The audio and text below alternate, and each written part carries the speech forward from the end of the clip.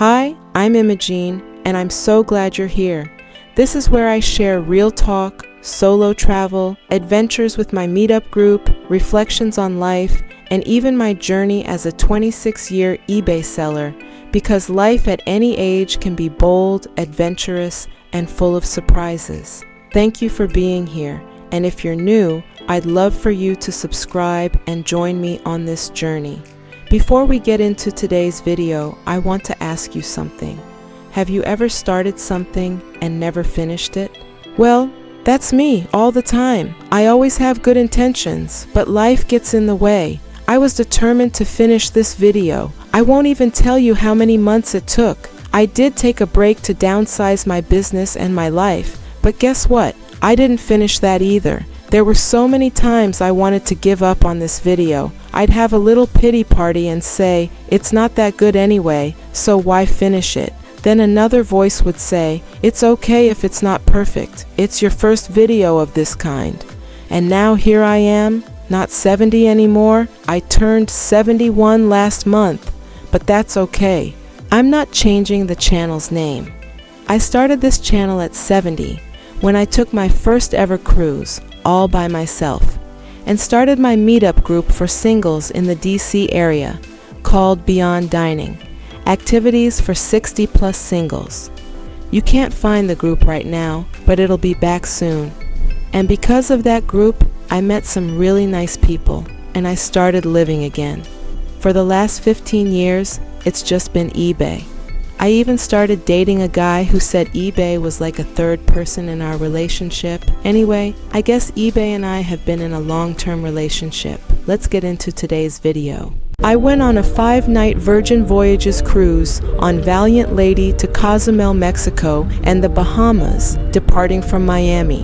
Here's how my cruise adventure started after leaving my home at around 5 a.m. on Sunday. I was flying southwest out of BWI, and I had researched parking for the best deal for 5 days. I decided to park at the Aloft Hotel. It turned out to be a great deal and something I'd recommend to anyone flying out of BWI. When I arrived at the Aloft Hotel, I went inside to check in and drop off my suitcase before parking. The lady at the desk was very kind and told me where to park. As I was pulling into a spot, I saw the shuttle pulling away. I went back inside and told her the shuttle had left me, and she reassured me not to worry. The driver would be right back to pick me up. The waiting area was very comfortable, and I had a chance to relax a bit. And sure enough, in just a few minutes, he was back, and I was on the shuttle and headed to the airport. The driver dropped me off right at the Southwest Terminal, and that's where the adventure really began. My flight landed at Miami International Airport from BWI at 9:35 a.m. After picking up my checked luggage, I headed outside to catch my Uber. The traffic was heavy, and the ride to Port Terminal 5 felt like forever. If you saw my channel trailer, you might remember I hesitated before handing my luggage to the port attendant. If you haven't watched it yet, it's only 2 minutes and 43 seconds long. Please check it out after this video. After dropping off my luggage, I walked toward the building with giant red Ahoy Sailors letters and an oversized ground display that spelled out Ahoy. I was early and wasn't sure what to do next, but someone directed me to go inside to pick up my red bracelet called the Band. The Band, your red Virgin Voyages bracelet, is more than just a room key. It's also your onboard ID and your payment method, since you've already added a card to the app. It gets scanned when you board or leave the ship, such as during excursions. I saw online that you don't have to wear it, but honestly, I didn't see anyone without one.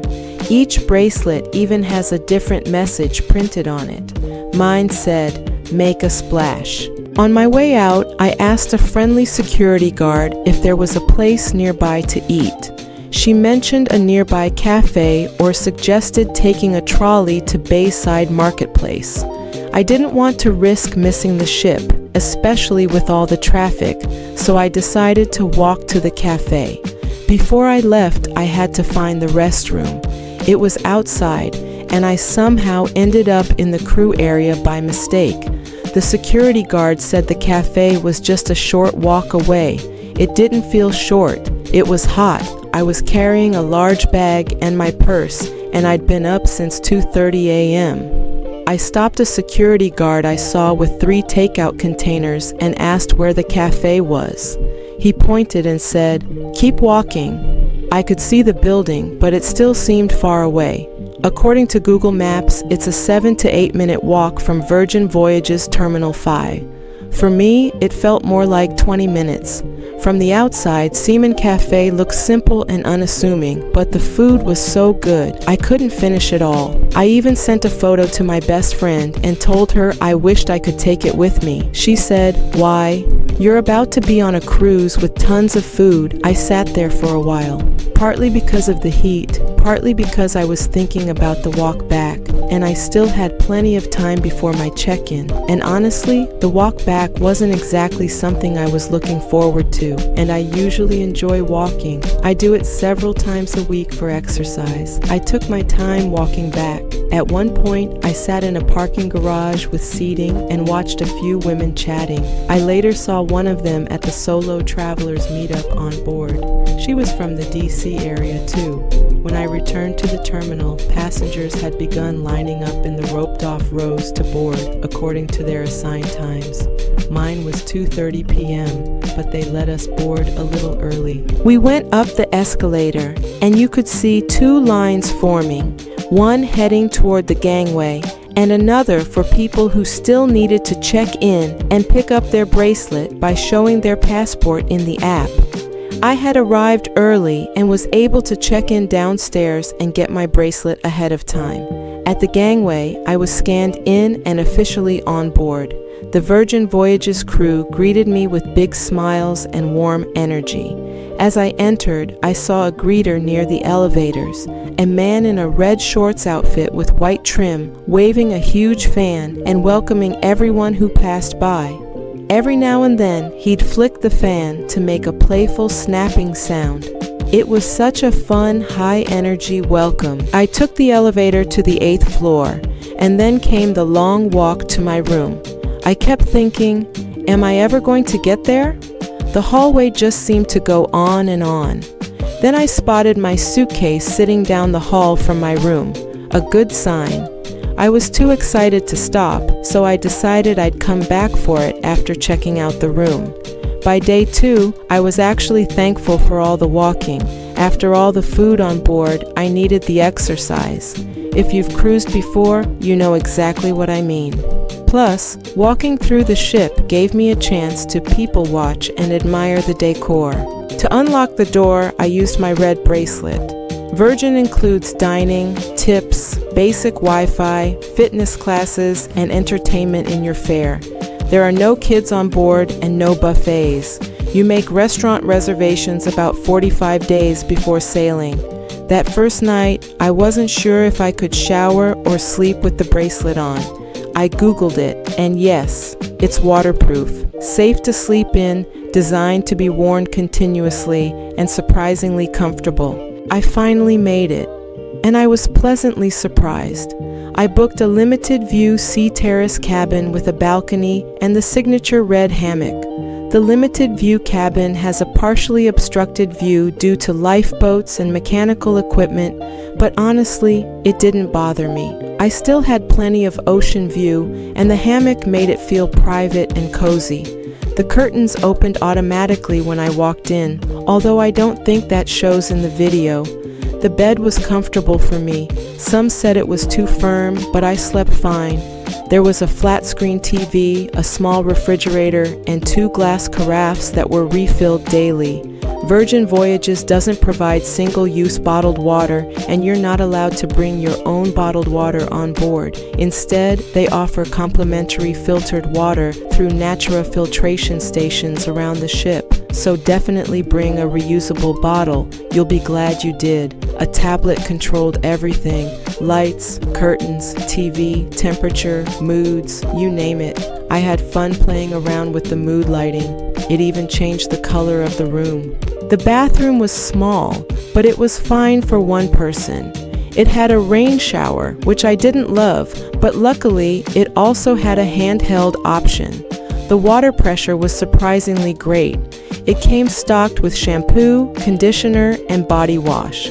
There was plenty of closet and drawer space, and the life jackets were located above the drawers. Don't forget to put your valuables in the safe. And of course, the balcony was my favorite spot.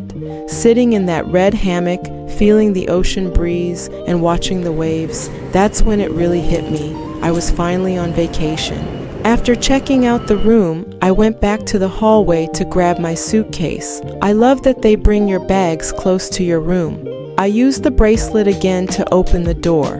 Before sailing away, I went up on deck to enjoy the Miami views. The water was beautiful and full of boats. From my balcony, I watched us pull away from port.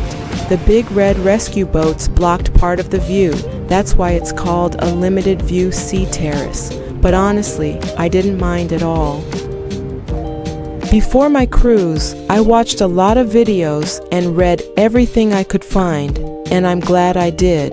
One tip I learned was to make your restaurant reservations early. Virgin Voyages opens reservations in the app 45 days before you're sailing, and some of the most popular spots book up fast. I made all of mine at the same time, between 8:45 and 9 a.m. for breakfast and 5:45 p.m. for dinner, so I wouldn't have to think about it once I was on board. My first dinner was at Extra Virgin, their elevated Italian restaurant. I ordered the gemelli al nero, a seafood pasta with mussels, shrimp, chili, and sea urchin sauce. The waitress warned me it was black pasta made with squid ink, and not everyone liked it. I didn't either. However, the grilled Mediterranean sea bass was delicious, and I also tried the braised mini meatballs with smoked mozzarella, tomato, and pancetta, which another crew member recommended. They weren't my favorite, but I still enjoyed the meal overall. I don't remember if I had dessert, maybe a sorbet. That was day one, arriving, exploring, and getting settled. Thanks for being here. At 70, I've learned that tomorrow isn't promised, and the perfect time may never come. So don't wait. Take the trip, make the memories, and live boldly. Stop waiting. Start living. There's more to come, and I hope you'll join me. One last thing. I didn't book rockstar status or priority boarding, so I don't cover those perks. But trust me, it's still a great experience either way.